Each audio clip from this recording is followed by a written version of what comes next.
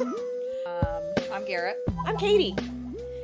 And what housekeeping items do we have? Since I always forget about the housekeeping items. I don't think we have very many, actually. We're doing really well. We've blown right past the 6,000 downloads, which is pretty cool. By the time this comes out, we'll probably have been past 7,000, I think, which is pretty neat. We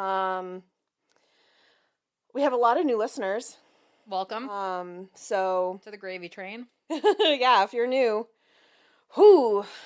If you're new, I encourage you to join Patreon to listen to a beer exploding live on air. Yeah. Yeah. It was nice. There was a thick head and, well. Right in the mouth. Yeah. Well, not really, though. That was the problem. Right outside the mouth. It was a premature ejection. Yeah. There was a little hesitancy with the head and swallowing, which caused a bigger explosion. Go figure.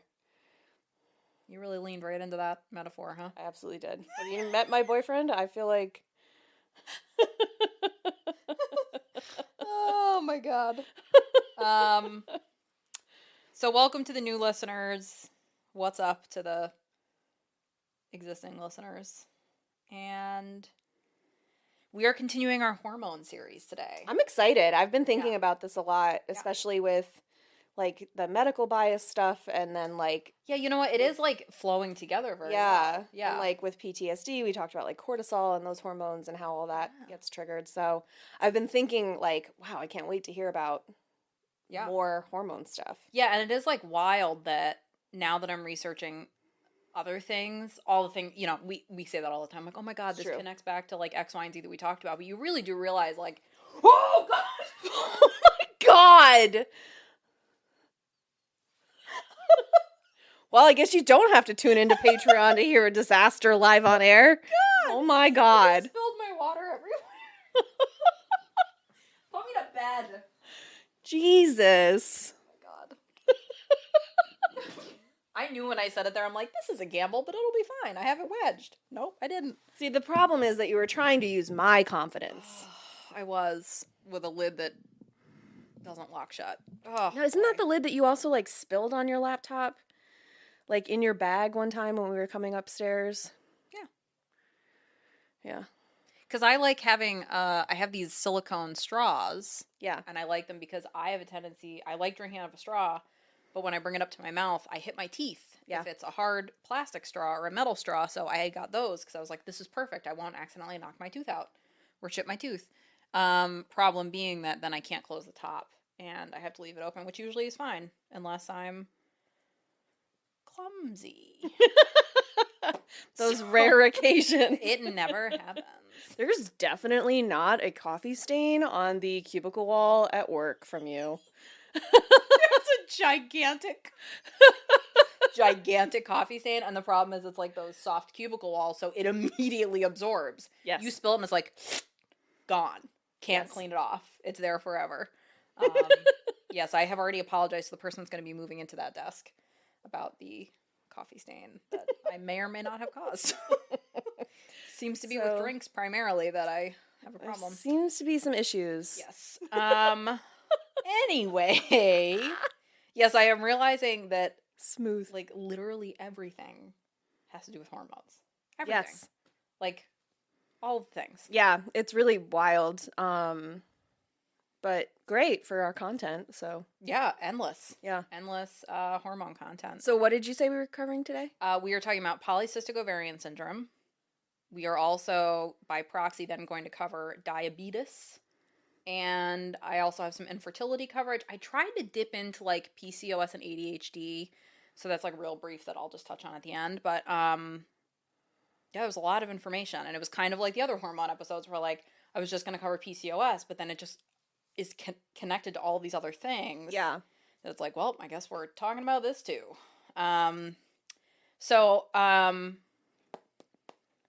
PCOS stands for Polycystic Ovarian Syndrome. It affects anywhere from 6 to 12% of U.S. women of reproductive age. So that's as many as 5 million people. And it affects, like, every race, every ethnicity. It doesn't seem to be discriminating in that way. So just if you have a uterus. Yes. 6 to 12%. Yes. Will you... You're gonna get mad. Can't wait. Do you still have PCOS if you have a hysterectomy? Or, like, if you have your ovaries removed? I'm going to guess it probably lessens the symptoms, but that you probably still have it. Oh, okay. Because, like, at one point I do mention, like, a lot of people don't even know they have it until they are in their childbearing, until they hit puberty and they start getting their period. But they said that because there's so many comorbidities with it, then when you hit menopause, like, maybe if you're not experiencing those, you may still have all these other comorbidities that go with it. So I think it's one of those things, like, you can try and get around it, but ultimately it's like going to get you somehow, kind of. Great. Yeah, really uplifting content today. So, and it is described as, like, a lifelong health condition. And a lot of a lot of people that have it don't know it. So they said in one study, up to 70% of people with PCOS haven't been diagnosed. 70%? Yep, 70%. Oh my goodness. I mean, if you listen to our first medical bias episode, yes. I directly asked my physician That's true. if I had it, and he looked me dead in my face and said, no thought, no consideration. Nope, you don't have that. I do, but anyway, so PCOS is a leading cause of infertility. And again, a lot of people don't know that they have it until they attempt to get pregnant, but the symptoms tend to start with the start of the menstrual cycle. Interesting. And, considering how common it is, it's really not a ton known about PCOS, which is, like, how shocking. Yeah, well, how could they possibly study it? It involves hormones. And women. Females. Right. I mean, God, Garrett. How dare you ask such a question? I mean, yeah, it's like, First how dare you? You don't even think. Do you even go here? And there is a large overlap, which it is surprising that there isn't as much known about it, because there's a significant overlap between PCOS and diabetes linked with insulin resistance, but I'll get more into that in a bit. So we had talked about and it is kind of, there's, like, a lot of little moving parts with this that kind of all connect to each other. So I'm going to try and go through this in, like, a logical way, but I do feel like I'm jumping around a little bit. But I will tell you if I can't understand. Yes, you will. And it's funny, like, when I put my episodes together, I have to kind of, like, talk myself through it, and I will go back and, like, insert information. I'm like, I know Katie's going to ask me this, so I'm just going to be prepared with this. But it's good, because then we make sure we have all our bases covered.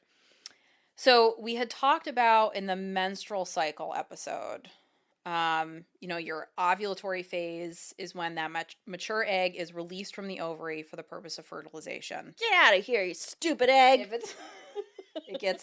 I actually have in all caps, it gets ejected from the body during your period. Right. If it's not fertilized. Yeah, like a Nerf gun. Yeah, like a little spitball just shooting out. Yeah, just like that. Same size, too. Also the size of a spitball. That makes sense. Sperms are also enormous. Yes. Yes, the sperms are enormous. This is a scientific podcast. In PCOS, the person doesn't make enough of the hormones typically needed to ovulate.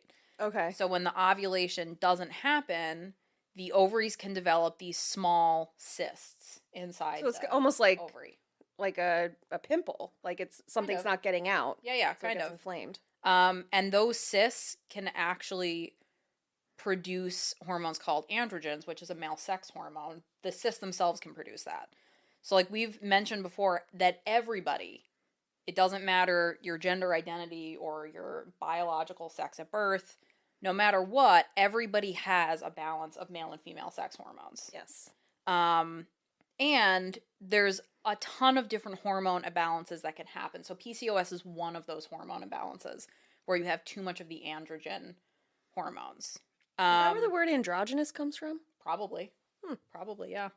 I don't know, but... That wasn't in your notes for a question? No, it wasn't. But I'm going to confidently say probably.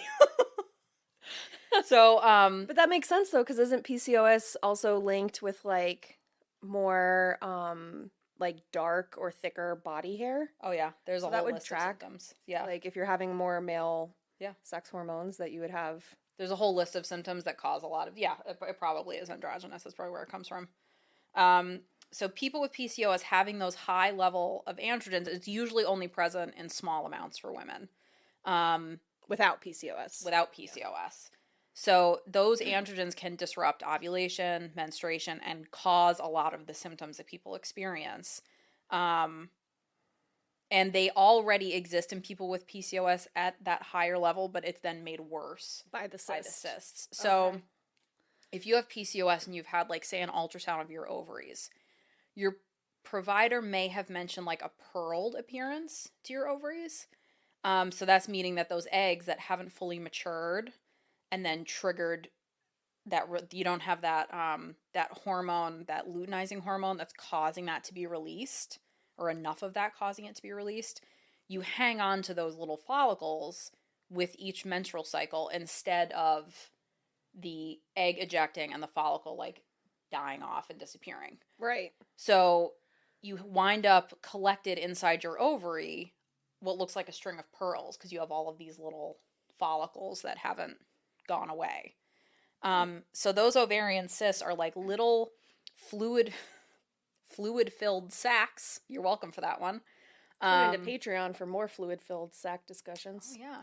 Or previous episodes to talk about gangrenous flappy doodles. I got it in! Oh, he's going to be so mad. Oh, God. So those little sacs are holding on to those immature eggs. Some people with PCOS don't have ovarian cysts. Some people do develop them. And what I did not know is the ovary is about the size and shape of an almond. I had no idea it was that tiny. I had no idea it was that big. This is like the Cheerio thing all over again. Everything is the size of a Cheerio. What do you mean it's the size of an almond? That's bigger than a Cheerio. It can't possibly be. Huh. So I personally have had ultrasounds where they tell me I've had that pearled appearance inside my ovaries, and have also had a cyst that ruptured. It is extremely painful. And now when I know that the ovary is about the size of an almond, my ovarian cyst was the size of a golf ball. Wow. So it was, like, significantly larger than my ovary. And it doesn't rupture your ovary?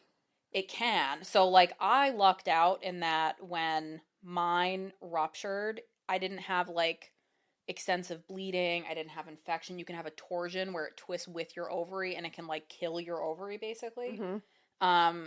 So I lucked out that I didn't wind up with, like, ovarian damage. Yeah. But I mean, it's like a serious thing. Yeah.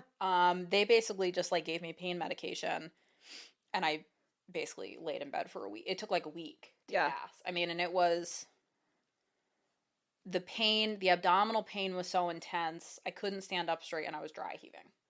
It was so acute. It was just, it was intense. I mean, I've heard stories also of, like, even when you have a ruptured cyst or you have a golf ball sized cyst that's causing pain, that there's still not necessarily, like, doctors and ERs are not necessarily even diagnosing that problem. Like, whether they're not diagnosing PCOS as an actual syndrome you have, they're not even diagnosing the cyst being the problem. Yeah.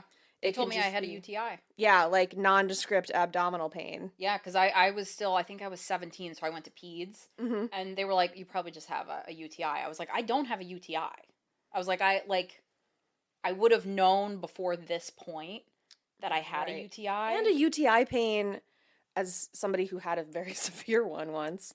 I don't know that I've ever had a UTI. Certainly not as an adult. You would know. Because when you have a UTI, at least as what it's felt like for me, I've had them twice. And it's like you constantly have that feeling like, if I don't get to a toilet right now, like that pressure, I'm going to pee my pants. Yeah. And then you get to the toilet and absolutely nothing happens. Right. And no matter like how hard you try, you cannot pee. When you do pee, it's extremely like cloudy, almost like milky, but yellow. Yeah. And it is really, really painful. But the pain is very much for me anyway, was in my urethra. Oh yeah, no, like, this was like abdominal pain. Exactly. Like I was afraid it was like appendicitis, but it was on the wrong side. Yeah.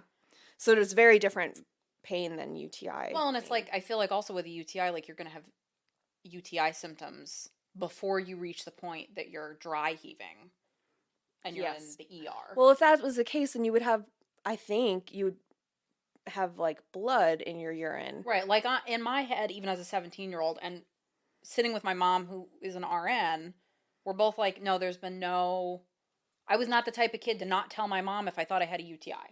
You know what I mean? Or the type of kid to wipe back to front. Right. Or to like, I mean, we've talked about before, you know, growing up with parents in the medical field. Yeah. Unless you were like really sick or really hurt, you didn't go, there were so many like home remedies or things that like could really be treated by X, Y, and Z.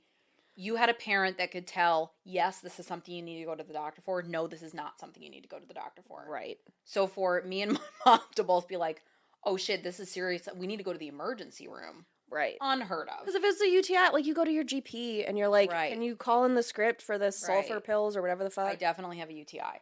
No. So they kept telling me I had a UTI and I was like, this is not a UTI. And mind you, like, you almost like couldn't even talk through it because it was just so painful. So they eventually did, and you know, they don't say anything. So they take me for imaging. My mom is sitting in this room with me, and she's watching them do, like, Doppler studies where they're checking blood flow to a mass in my stomach. And so I can tell by the look on her face that she's freaking out. Yeah. And I'm trying not to freak out. And eventually they diagnose it as a cyst, and they say it's rupturing, but that it's fine. I can just go home and, like, let it rupture. And I had a follow-up. They called, like, I had been to that office one time when I was, like, 16, so they just called, and whoever was on call, they were going to give me Tylenol to go home with. And he was like, that's not sufficient. So he called me in. I was on hydrocodone. But it was like we really had to like push to even get them to investigate it further than a UTI. And I feel like you're able to push, like your mom was able to push for that. Right. Because you're able to say, like, listen, I'm a nurse. I've worked in the ER. Right. I've worked in CCU or ICU or something. Like, no, this is, like, I'm telling you. Right, this like something's wrong. Not, like, and especially now when everything is digital records, but, like, you can plug in your social security number and they can pull up all your records and see, oh, do they come in, you know, every other week and they're demanding, you know, hydrocodone or, you know, opioids? Or are they demanding the XYZ test? Like, is there something else going on like here? A pattern. Right. But, like, if there's none of that showing. No, it was like, wild. And then even, like, you know, I was a kid, so they're telling me that I had this ovarian cyst that ruptured, but it's fine, just go home and stay in bed until you feel better. Right, which is also bizarre. It freaked me out because I was like, do I have to have surgery? I guess, do you know why you can, like, naturally pass a ruptured cyst, but if your appendix ruptures, you're, like, going to die, basically? No. Oh. I mean, maybe because, like, a cyst isn't an organ. I mean, it doesn't have, like, it's not an independent blood flow type situation, but this was, like, ultimately, like, your abdomen is, like, full of, like, blood and fluid, so your body then has to take that time to, like, reabsorb that. So in addition to, like, the pain from it rupturing, there's also, like, you're super bloated. It was really hard to pee for, like, days after that, so it was just, like, a very uncomfortable thing. And then, like, as an adult, when I came off the pill, I was really worried. I was like, man, that took me out. Like, I was down for, like, 3 or 4 days. But didn't really feel like myself for over a week. So I'm like, And up to 12% of the uterus-having population has this problem. Yes. And I mean, if anybody has had an ovarian cyst before, I mean, I really lucked out in my situation. Doesn't feel like I did, but I did. And if you've had a cyst in the past, you're more likely to develop more in the future. Cool. Yeah, which is what another a relief. Fun little tidbit. Yeah. So the causes, shockingly, the causes of PCOS, the exact cause is not clear. But why would we try and find that out? Because it only impacts people with right. uteruses. Yeah.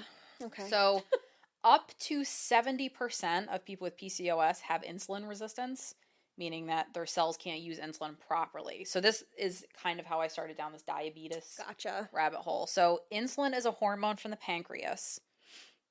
The pancreas produces it to help the body use sugar from food for energy. So it's taking that, the sugar that your body's processing, and it's getting it to your cells. So when the cells can't use the insulin properly, there's going to be more of that. The body's demand for insulin then increases. So then your pancreas is making more insulin to compensate for that demand that's there that's wrong. Right. And those extra insulin levels also trigger your ovaries to produce more androgen. So then it turns into like this cycle. So it's like the more intense your symptoms get, it just like picks up speed. Right. Well, and then like an increased production of insulin, isn't that like tied to like weight gain? Oh yeah, so then you wind up in this cycle. Yeah. So you've got ovaries that are triggered to produce more androgen. But then you wind up with cysts that are also producing more androgens. Right. So it can really get... And fat tissue stores estrogen. Mm-hmm. So your estrogen isn't free flowing then. Whatever estrogen you do have, it's just... Everything's bad. Chilling in your booty. Yes, that's where I store it. Making all the boys jealous. Something about milkshakes. Bow. So again, this is the little side quest that we're taking on diabetes. So like I was saying, the body breaks down that food into sugar, glucose, releases it into your bloodstream. So then your blood sugar goes up. Your pancreas is then triggered to release insulin, and then the insulin is like what helps your body get it to your cells to use for energy. Right. So with diabetes, your body isn't making enough of the insulin or can't use it as well as it should. So when there's not enough insulin or the cells stop responding to the insulin, there's too much blood sugar in your bloodstream, which over time can cause heart disease, vision loss, kidney disease, neuropathy. Yeah, a whole slew of problems. And there's multiple different kinds of diabetes. So there's type 1, which is really thought of to be more as like an autoimmune reaction. So that reaction stops your body from making insulin, which is a hormone imbalance. But that's the one you're born with. Yes. Basically. Yep. So 5 to 10% of the people who have diabetes have type 1. Oh, wow. And those symptoms usually develop quickly, and it's usually diagnosed in like kids, teens, like young adults. Yeah. I know somebody whose child was diagnosed with diabetes when he was like an older toddler, because he was still like, it was her last child, and he was still nursing, like at night, would just like, almost like a security blanket thing. Bed, yeah. And she finally weaned him like in like when he was like 4. Mm-hmm. And then he ended up getting diagnosed with diabetes, and they think that he was getting what he needed from her breast milk. Wow. And that was what was, and that's why it like took her so long to wean him, because he would like freak the fuck out. His body was like using that to regulate insulin levels. Yeah. That's crazy. Yeah. Man, but they didn't find out about it until he was like in grade school. Holy shit. Yeah. That's crazy. People that have type 1 diabetes have to take insulin every day to survive, and they really don't know how to prevent it. And I thought I had heard there was like a genetic component to type 1. But I could be wrong, because I didn't read it. Like if it's hereditary, you mean? Yeah. I don't know. I don't know either. I felt like I knew somebody that had it, and it was hereditary. I don't remember. I know that gestational diabetes can be hereditary. It's common. Okay. I figured. There's type 2 diabetes, where your body doesn't use insulin well, and then it can't keep your blood sugar at normal levels. So 90 to 95% of people with diabetes have type 2. And it usually develops in adults, but they're more and more commonly seeing it in children, teens, and young adults. And people may not even notice symptoms, so they're saying it is important to make sure like you're getting those levels tested, with your... And I know like my doctor, that's part of my like routine drug panel. She always checks my I just had mine done or something. Yeah. Yep. Or I think they just test blood glucose because mine was 89 and I had Yeah. fasting blood work, which is what it's supposed to be. Yeah. So. And that's what's crazy is like all the PCOS symptoms I have, which I'll get into after this. I don't have this insulin. My blood sugar is always like spot on. Good. Nothing else is in my blood work. But man, my blood sugar is always good. At least you're not having that issue. That's true. That is one. Now I don't even want to say it out loud. And they say too, like if you're at risk, you know, type 2 diabetes can be either prevented or delayed by, you know, weight loss, healthy diet, activity, shit like that. Right. Gestational diabetes develops in pregnant people who have never had diabetes. Yes. And if you have it, your baby can be at a higher risk for health problems. It usually, the pregnant person's gestational diabetes usually goes away after the baby's born, but I know some people do just wind up maintaining like a diabetic state, and it's kind of like preeclampsia, right? Like it should resolve at delivery, but sometimes it doesn't. Yeah. And it does increase your risk for type 2 later in life. Yeah, I knew that. Your baby's also more likely to develop obesity or type 2 diabetes later in life. Yeah, usually I've heard that if you have gestational diabetes, a lot of doctors will induce you before 40 weeks because your baby is much more big. Yeah, your baby will be much bigger. Yeah, they get even beefy. If your gestational diabetes is well controlled. Right. Yeah, it causes like a weight increase, birth weight. Yeah. And then there's also pre-diabetes. And here's a wild statistic. In the United States, 96 million adults, so more than 1 in 3, have pre-diabetes. More than 8 in 10 of them don't know it. What are the signs of pre-diabetes? So your blood sugar levels are higher than normal, but you don't meet you're like on the road to type 2, but you're not there yet. Okay. So it raises your risk for type 2, obviously, and like heart disease and stroke, but it's one of those things that like they can give you like metformin and lifestyle changes and you can reverse it and go back to like normal blood sugar levels. So I think that's a way to like catch it, which again is why it's important to have like routine annual checkups, physical, yeah. Because this is something that, you know, they can say, okay, the last 2 years you've had this, we're going to consider you pre-diabetic. So like these are the changes that need to be made. And you can eventually avoid something that can like Thanks, Obama. Thanks a fucking lot. Annual medical visits. What am I? A farm animal? Tune into our Patreon episode to hear about farm animals. Oh, McDonald. Anyway, back to PCOS. So genetics also plays a role. PCOS can run in families. It's common for, you know, sisters, mother, daughter. I don't think I'm the only woman in my family to have these symptoms. I just think other people haven't been diagnosed, ultimately. That's weird. That doesn't track for anything else that we've covered. Strange that happens. I wonder what the diagnosis rate would be if people with wieners could get PCOS. Yeah, it would probably be super high, and there would be a cure for it. But we don't have to compare to men. There's an arm movement and a head bob that went with that, just because you can't see it. It's really too bad that wasn't video, because it really went with the tone. It was good. Also, they think that there is I guess like a component of low-grade inflammation that can be involved in this.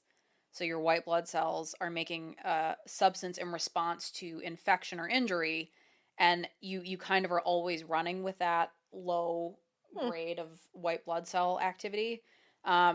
So research shows that people with PCOS have like a long-term low-grade inflammation that they think leads the ovaries to produce androgens. Or leads polycystic ovaries to produce androgens. Okay. So again, we don't really know. We're just kind of... It sounds like, though, like an autoimmune disorder then, if your white blood cells are theoretically triggering that first androgen response. And ultimately, like, the insulin resistance also sounds like it's more of an autoimmune thing. Right.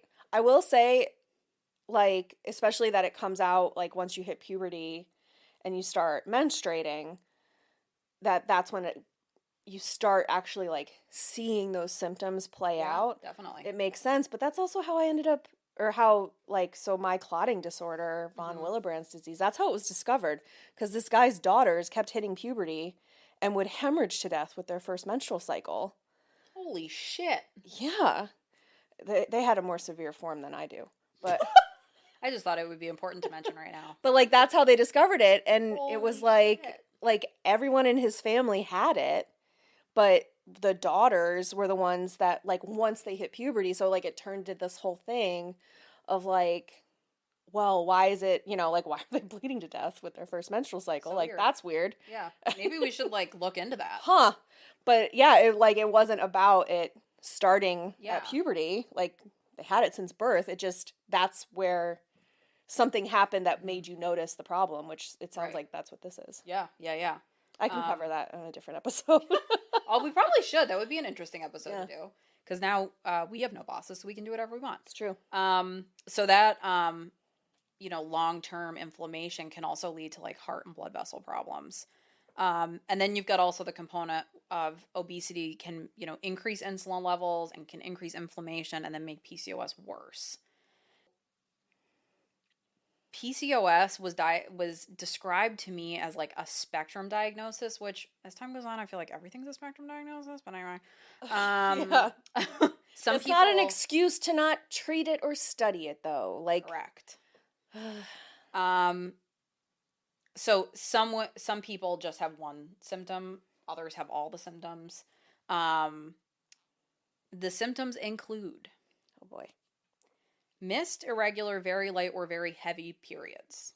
Oh, when you said missed, I heard MIST. Yes. I was like, what? What is mist. You're just damp always. Like drizzle, you know? That would be a horrible sign. Constantly just, like, damp. Dewy. Dewy. Okay, so missed, irregular, very light or very heavy periods. Okay. Which is primarily caused by too much of the androgens. Okay. I know, like, not misty. Not misty. Part of my case when I asked my gynecologist was I've always had irregular periods. Like, I would get a period and I would spot for a few days and then I wouldn't get it for 6 months and then I would have a period for 3 weeks straight that was, like, incredibly heavy. So that was part of my reason for asking about it, in addition to the cyst that ruptured. Yeah. So you had irregular, misty, and heavy periods. All of those. Yeah. Are we sure it's not mist as a symptom? Mist? Are you saying midst or mist? Pan or Pam?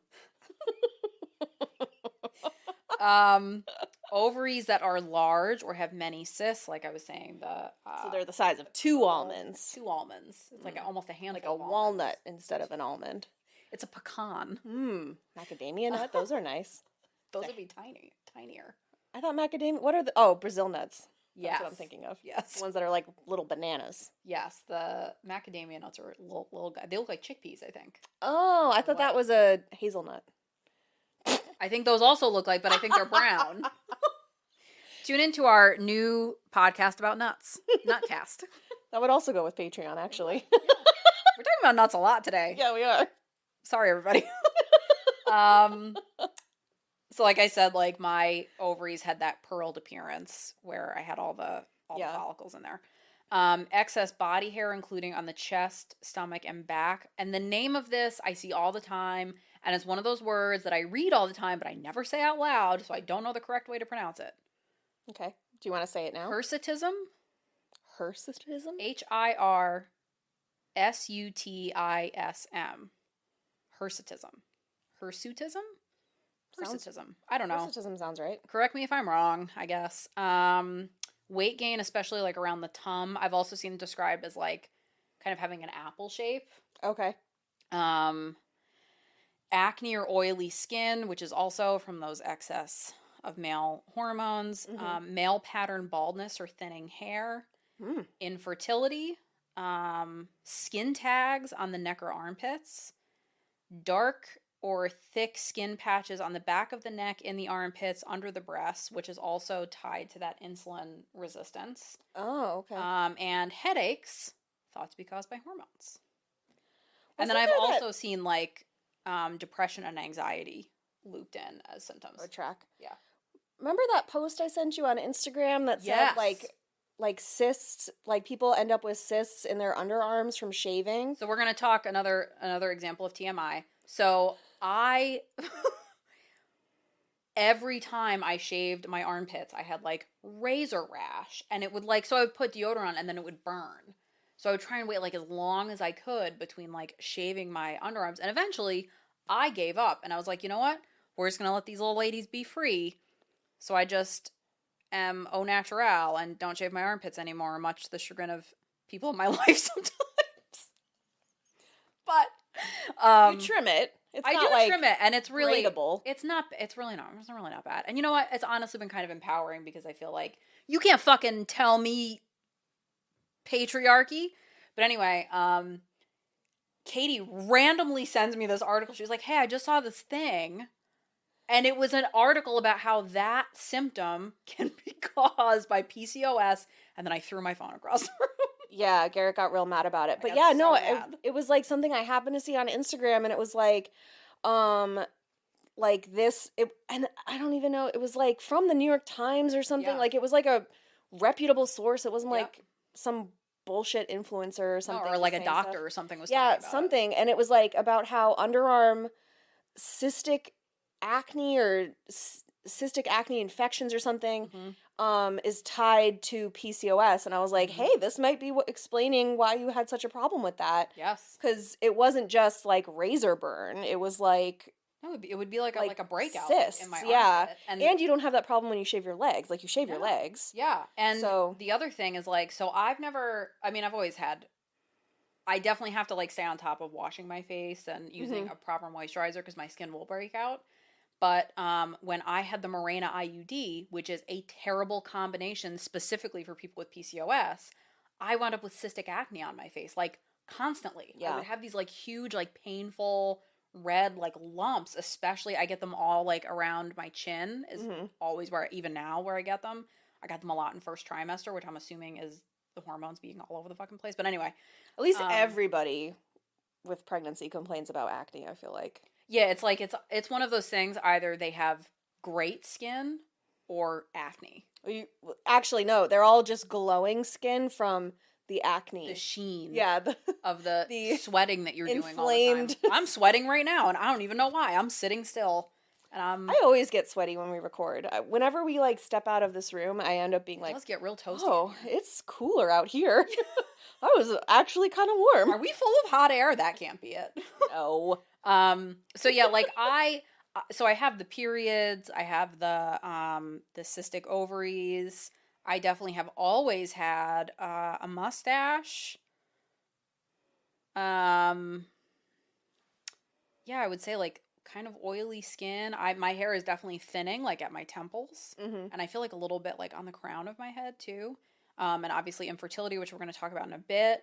But I don't have like the skin tags or any of that. But I mean, it's like a lot of the things that you see where it's talking about depression and anxiety are then tied to, it's probably because you're experiencing all these like very visible symptoms. Totally. Like, that's not gonna make you feel cute. No, I mean, like, it's not uncommon for... Plus having the bloating in your stomach, so you have this, like, apple shape, and you just don't feel good about yourself. And, I mean, they're talking about, like heavier... There's also, like, I guess it's not in this list, but there's also a correlation between, like, winding up with, like, a beard. Yeah. Because you've got these male hormones that are too strong. And as I've gotten older, I definitely have sharper chin hairs. They're not quite as wispy as they used to be. Well, it's also... I had a gray one recently, which was rude and disrespectful. I had a gray eyebrow hair that I had to pluck, like, right from the center. And it was, like, it wasn't even gray. It was white. That's rough. It was, like, I'll sit there and I'm like Elsa. I can't find this sharp thing that I'm feeling. What? And it'll be, like, days, and then finally, like, oh, my God, it's white. That's why I can't find it. Yeah. It's rude. It is rude. I wonder also if, not that I endorse this, but women who were in traveling circuses as like bearded ladies or like... I really did not know where that was going for a second. I was like, traveling circuses? What? Oh. If they had PCOS, and that was why they could be this bearded lady and be extra hairy. I couldn't be a bearded lady, but I could definitely be like a goatee lady. Probably at this point. I drew a mustache onto myself when I was Ron Burgundy for Halloween in law school, and because our law school hosted a costumed Halloween party in the school gym, and nobody recognized me. I mean, I guess it would be worse if they were like, oh, hey, Katie, you look great. You look like your normal self with your mustache. I guess, but it was just as concerning that I looked very convincing as Ron Burgundy. like I walked up to people and I was like, hey, how's it going? Blah, blah, blah. Me thinking it was very obvious. And nope. I had multiple people say, oh my God, Katie, I didn't realize it was you. Disrespectful. Mm-hmm. It's almost as disrespectful as a white chin hair. I'll tell you that. Almost. And like I mentioned earlier, there are some people who experience an improvement in their PCOS symptoms at menopause, but comorbidities, which I'm going to talk about in a minute, are also then more frequently a problem after menopause. So, it's like a lose-lose. Cool. So PCOS diagnosis. Oh boy. Clearly, just asking your gynecologist isn't sufficient. Or having symptoms and then asking your gynecologist about it directly.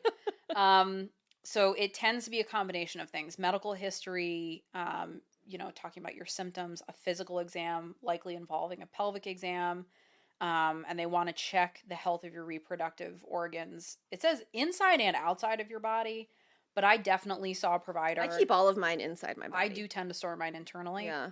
And like when you go to the gynecologist and they just like straight up finger you for your pelvic exam, I had a provider tell me that there's no point to that.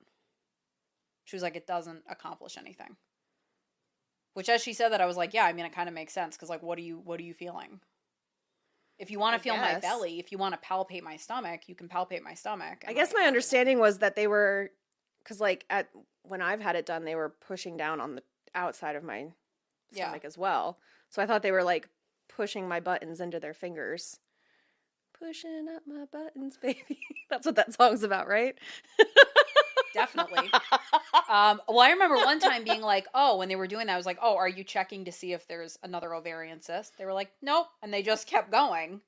So I'm like, so what are you feeling for? Because uterine and ovarian and cervical cancer are all wildly underdiagnosed and are deadly because they don't get caught until they're like stage 4. So what are you feeling for? Because it's not a cyst and it's not a tumor. And how much are you actually feeling? So anyway. No, you seem totally fine. I'm totally fine with it. Do you want another non-alcoholic beer? You did so well with the last one. Do you want another beer that doesn't have anything that will settle you in it? And some of the symptoms with PCOS are like linked to other health problems or can also be symptoms of other health problems. So they may also wind up doing an ultrasound or a blood test.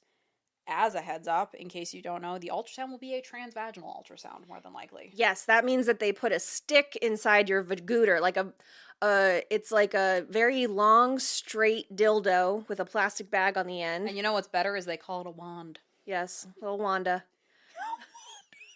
And then what gets me, and I'll talk about, when we talk about infertility, I've had a lot of these, and sometimes they'll say, would you like to guide it in? I hate that phrasing. Just do it.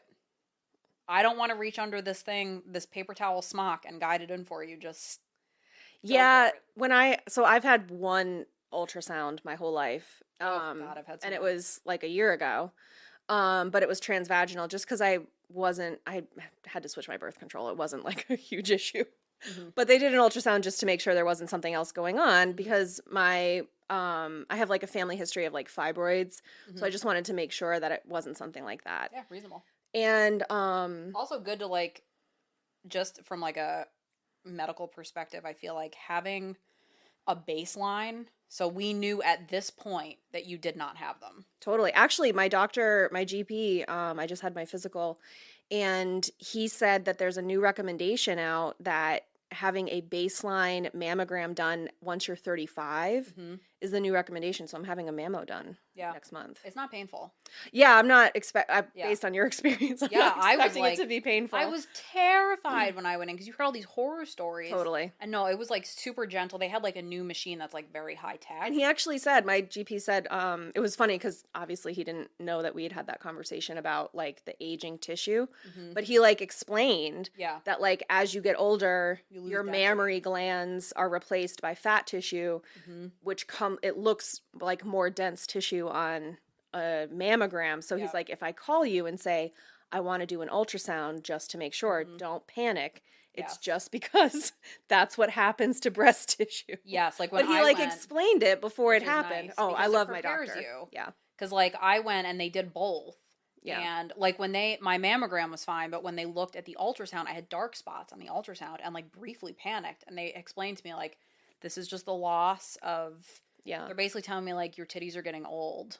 Yeah. And they're sagging. Which made me feel a little bit better, though, about them sagging, because it's like, well, of course they sag, because it's fat tissue, as opposed to something that's a functional organ. Yeah, that is not, I mean, I guess, like, as you get older, you can have, like, two different approaches to aging. It can be like, I'm going to fight this tooth and nail, or I'm going to embrace it, because it's just, like, part of it. So, like, I don't know. I feel like it's just, I know that that's nature. Like, my boobs are going to get real long as time goes on, and I'm going to have crow's feet. And I think they look cute, and... You just like crows. Long titties are just going to be part of my life. I don't know that we could say that long titties look cute. If I fold them up in a bra, who knows the difference? Just your spouse. Just me and my spouse. I'll have to ask him. And you can like flap them out to the side like stabilizers at night. Man, if I could tuck them under my arms, yeah, that'd be great. No, I mean, I fully expect that I'll have a reduction done at some point once I'm done having kids. I think mine are just going to deflate, so I won't have to worry about a reduction. That's what happened to my mom. Yeah. She said she blamed my brother and I for eating her boobs. How did she put it? That's reasonable. Yeah. I had a friend that compared her boobs to National Geographic after she finished breastfeeding. Cool. Yeah, she said they were fully deflated, so... And she was, like, super busty beforehand. So I'm like, hey, you know what? If that means I can just smush them into a smaller bra... I was going to say, yeah, if I could, like... Right. Wear a regular bralette and not, like, a special order NASA-approved bralette. Oh, wait, I do have a bra story real quick. So I bought a maternity/nursing bra, and it's, like, one of those, like, crisscross ones where it's got, like, the deep V. And I thought, like, it looked comfortable. I had good reviews. And I don't read the size chart because I'm never going to fit in the size chart. But usually if it's stretchy enough, it'll work. So I bought a large. And I put it on. And I was like, oh, this is a home bra. Definitely can't wear this out of the house because it's not going to hold them in place. And I was doing some painting. And, you know, rolling. So my arm is, like, up and down. My whole boob popped out of that bra. The whole thing. So that is a nursing bra. Yes. Now you know the difference. Yeah. They're like, look, it's designed so that if you just move the right way, it pops out on its own. Yeah. Baby can feed itself. Yeah. Just a titty vending machine. Oh my God. Anyway, so yeah, transvaginal ultrasound, blood tests where they're looking at like... Oh yeah, that's how we got on that. Yes. Yeah. No, having to put the wand into myself, I felt like I was being... It's awkward. Watched while I masturbated. Reasonable. Yeah. At least you're in a dark room. I suppose, but with somebody I've never kissed before. Yeah, so one place I had it done, the place that you got undressed was across the room, and then you grabbed your smock in the bathroom and walked over. So I'm walking around just like Porky Pigging it across this big long room to get back to the thing. Very uncomfortable that my whole ass is out in no clothes. Loosen up my buttons, baby. You're so... Yes, I am. Thank you for asking. When they do those blood tests, they're looking for not only like blood glucose levels, they may be checking your cholesterol and triglycerides, and they're also looking at, you know, androgen and other like testosterone hormone levels. The treatment of PCOS. Wait, I have a question. Yeah.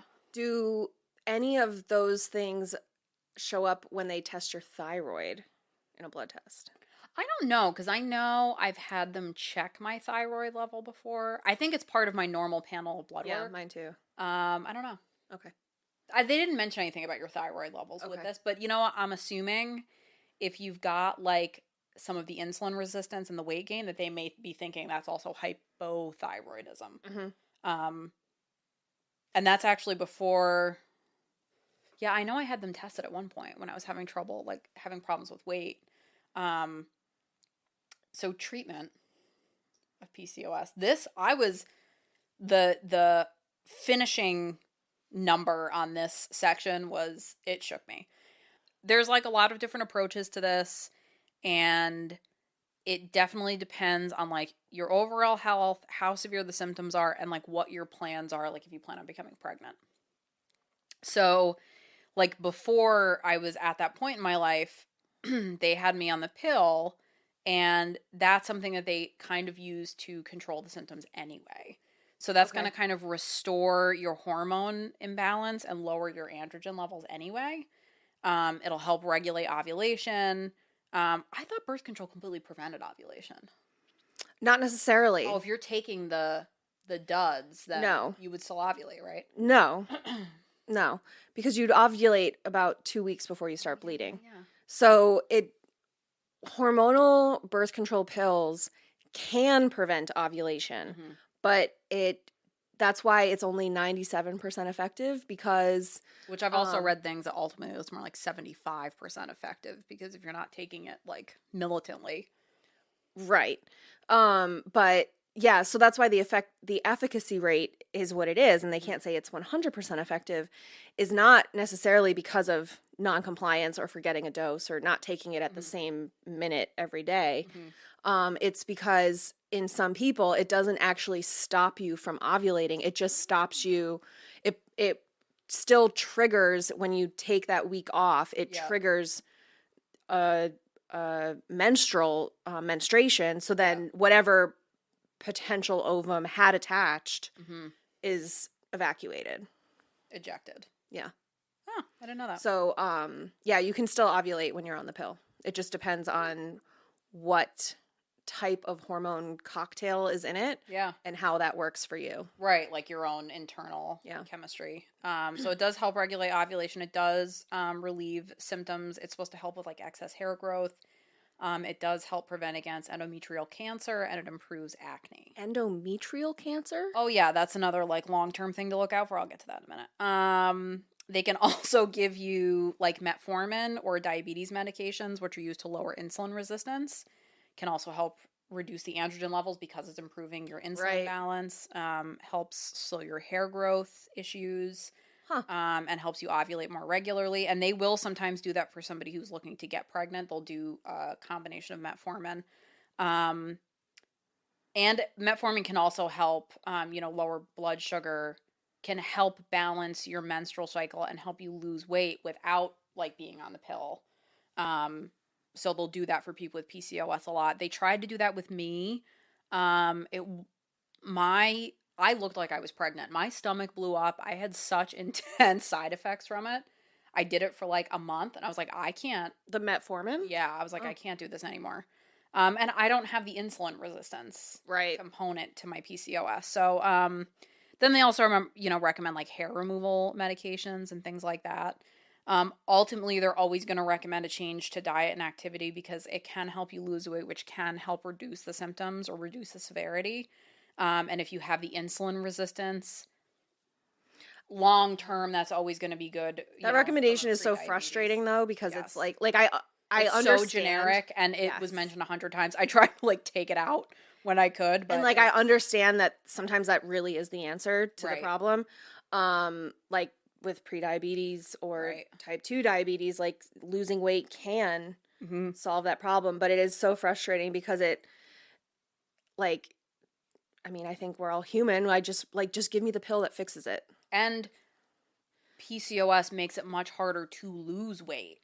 Yeah. And it goes into that like obesity bias that we were talking about, where like obesity is seen as a personal failing, not so then when you say just lose weight and just do diet and exercise, it's like but like that then like if I don't do it, it's 100% my fault. And totally. I think that's part of the it's a hesitancy. moral failure on me. It's not my biological makeup. Yeah. And I think that probably also goes to like the perception of overweight people being lazy or non-compliant, because it's that thing of like, well, like, okay, so now I'm looking down the barrel of a gun, basically, like, okay, if I don't lose this weight, then it's my fault.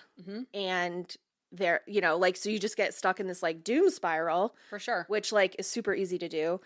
But then on top of it, it's like, well, it's already so hard for me to lose weight because I have PCOS. Like, it, like, speaking from experience, so hard. And I feel like PCOS is, because there's not a lot known about it, it's super common. Not a lot known about it. I mean, yeah, like 1 in 10 people has it. Yeah. 1 in 10 people with a uterus. Right. And if I'm telling a new provider that I have that, they're kind of like, I can see them in their head rolling their eyes. Like, yeah, okay. Right. I'm like, folks,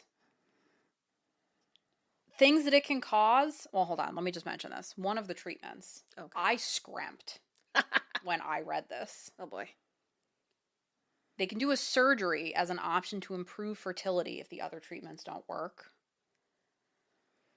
Ovarian drilling is a procedure that makes tiny holes in the ovary with a laser or thin heated needle to restore normal ovulation. Absolutely. You know who invented that is the same guy that did all those tests on the enslaved women. Yes. That's who invented that. That is...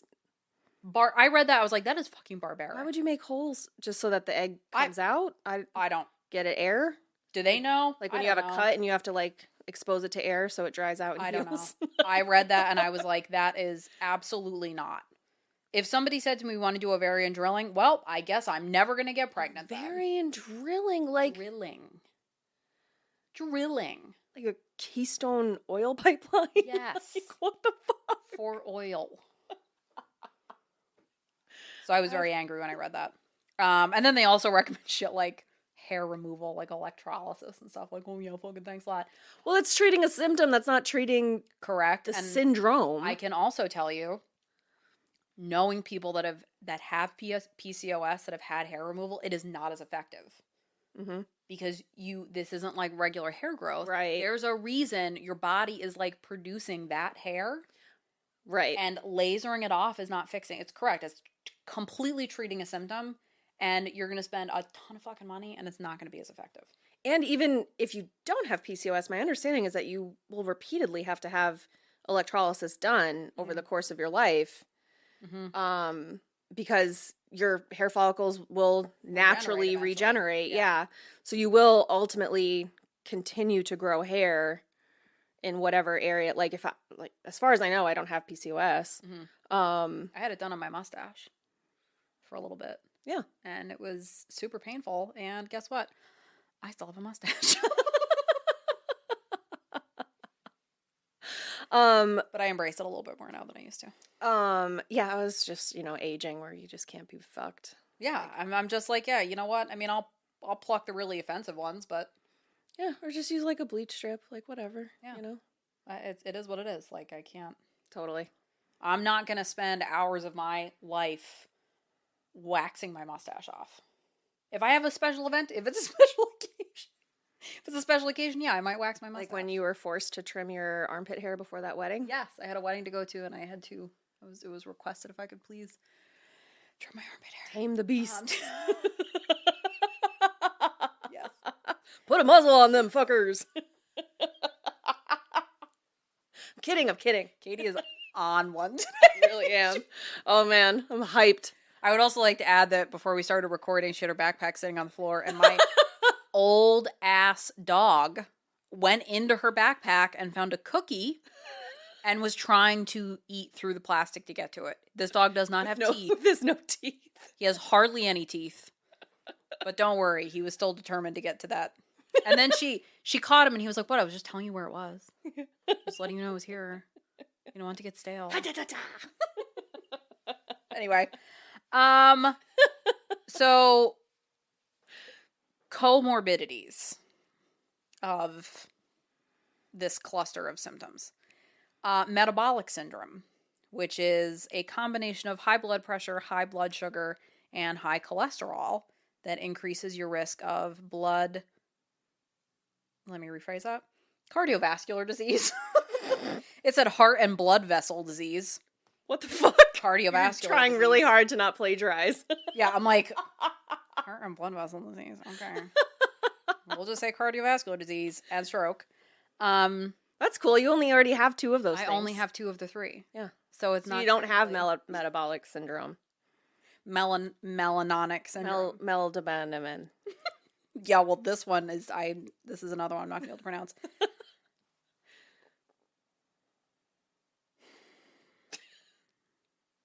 I'm just going to say severe liver inflammation, which can be caused by fat buildup in the liver. Are you just trying to say cirrhosis? No, it's non-alcoholic. Oh. Cirrhotic? Steatohepatitis? Oh. S-T-E-A-T-O. S-T-E-A-E-O? S-T-E-A-T-O. T-O. Yeah. Steatohepatitis. Also type 2 diabetes or prediabetes. Sleep apnea. The risk for sleep apnea is 5 to 10 times higher in people who have both obesity and PCOS than in those without PCOS. Depression, anxiety, and eating disorders. Fun. Other side effects. Not side effects, but, comorbidities. And they're saying it's caused by, a combination of the impacts on your self-esteem because of all these physical effects of the diagnosis. Right. As well as a hormonal imbalance, which is going to contribute to that depression and anxiety. And then, society giving people eating disorders. Correct. Yeah. Or this research, which just says to lose weight 400 times. That's going to fix all your problems. Turns out, even after losing weight, I still had PCOS, just like I still had high blood pressure after losing weight. But at least you know how to make a chocolate cake sometimes. That's true, without poisoning everybody. Sometimes. Also endometrial cancer. So women who have absent or very irregular periods, fewer than 3 or 4 periods a year, which I've definitely gone through phases of my life where I had fewer than 3 or 4 a year, for many years have a higher than average risk of developing endometrial cancer. Is that different than uterine cancer, or is that? Yeah, because this is, if you have endometriosis, it's going to affect the endometrial tissue, which is going to be in your abdomen.